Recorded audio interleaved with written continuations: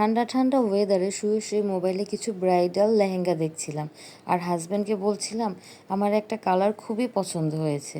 তো আমার হাজব্যান্ড বলল, যখন পছন্দ হয়েছে এখনই তোমাকে কিনে দিব। তো কি আর করার, বৃষ্টির মধ্যে জোর করেই আমাকে নিয়ে চলে যাচ্ছে নিউ মার্কেটে।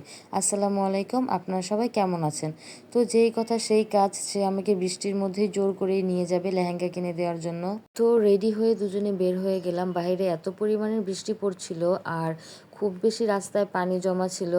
তো আমার হাজব্যান্ড হচ্ছে রেনকোট পরে নিয়েছে আর আমি ছাতা নিয়ে যাচ্ছি। আমরা আজ বাইক দিয়ে যাব না, কারণ যেহেতু ও পরে পায়ে অনেক বেশি ব্যথা পেয়েছে, বাইক চালাতে পারবে না, তাই রিক্সা করেই যাচ্ছি। এই বৃষ্টির ভিতরে রিক্সাটা খুব কষ্ট করেই পেয়েছি। আর এই বৃষ্টি হলে তো রিক্সাওয়ালা মামাদের খুব বেশি দাম বেড়ে যায়, তারা অনেক বেশি দাম চায় রিক্সা ভাড়া। তো এখানে দুজনে মিলে অনেক বছর পর বৃষ্টিতে ভিজছি আর রিক্সায় ঘুরতেছিলাম। খুবই ভালো লাগতেছিল, আমি এই মোমেন্টটা অনেক বেশি এনজয় করছিলাম। আর বৃষ্টিতে ভিজতে এমনিতে আমার খুবই ভালো লাগে। আর এই তো বলতে বলতে আমরা হচ্ছে নিউ মার্কেটে চলেও এসেছি। তো আমার হাজব্যান্ডের সাথে আমি একটু রাগ করতেছিলাম যে এই বৃষ্টির মধ্যে কেন আসার প্রয়োজন ছিল, আমরা পরে আসলেও পারতাম। তো ও বলল যেহেতু অফার দিয়েছে আর অফারের জিনিস যেহেতু সবসময় থাকে না, তো যেহেতু এখন খালি আছে মার্কেট, তো নিয়ে নাও। আর এখানে বৃষ্টিতে আমি অর্ধেক প্রায় ভিজে গিয়েছিলাম। তো আমরা আজ এসেছি নূর ম্যানশনের 4 তলায়। শপটার নাম ছিল মারিয়াম ফ্যাশন হাউস। তো অনলাইনে দেখেই আমি এসেছি। তো শপটা আমরা হচ্ছে খুঁজতেছিলাম আর খুঁজতে খুঁজতে আমরা শপে চলেও এসেছি। আর এসে আমাকে ওনারা কয়েকটা কালার দেখাচ্ছিল, বাট এই কালারগুলো আমার একদমই পছন্দ হচ্ছিল না। তো আমি বললাম যে আমি অনলাইনে পেঁয়াজ কালারটা দেখেছি, সেটা কি আপনাদের অ্যাভেলেবেল আছে কিনা।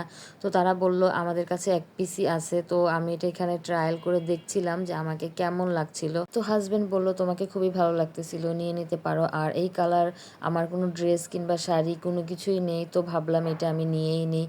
তো তাদের থেকেই লেহেঙ্গাটা আমি নিয়ে এখন নিচে চলে এসেছি। আর এখানে হচ্ছে একটা মামা মুড়ি ভর্তা বিক্রি করতেছিল, তো আমরা এখন সেটা খাচ্ছি। আর খাওয়া দাওয়ার পরে হচ্ছে আমার শাশুড়ির জন্য আমি এখন একটা শাড়ি কিনবো। তো আমার হাজব্যান্ড যখনই আমাকে কোনো কিছু কিনে দিবে, তার সাথে তার মাকেও কিনে দিবে, এটা সবসময়ই ও করে।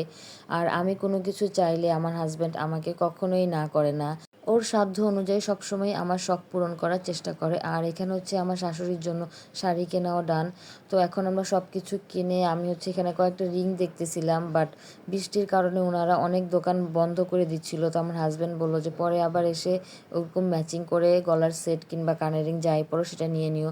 তো আমরা এখানে রিক্সা খুঁজছিলাম, রিক্সা কোথাও পাচ্ছিলাম না। তো হাঁটতে হাঁটতে অনেক দূর চলে এসেছি। তো এখানে দেখলাম একটা মামা নিহারি দিয়ে হালিম বিক্রি করতেছিল। তো আমার হাজব্যান্ড বললো আসো, আমরা রিক্সা তো পাচ্ছি না, তো এই ঠান্ডা ওয়েদারে হালিম খেয়ে নিই।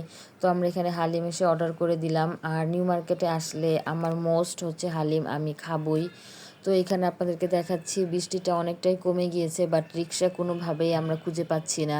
আমরা নিউ মার্কেট থেকে হাঁটতে হাঁটতে প্রায় একদম অনেক দূর চলে এসেছি, প্রায় মনে হয় অর্ধেক বাসার কাছেই এসে পড়েছি। তারপরও কোনো রকমের একটা রিক্সাও পাচ্ছিলাম না।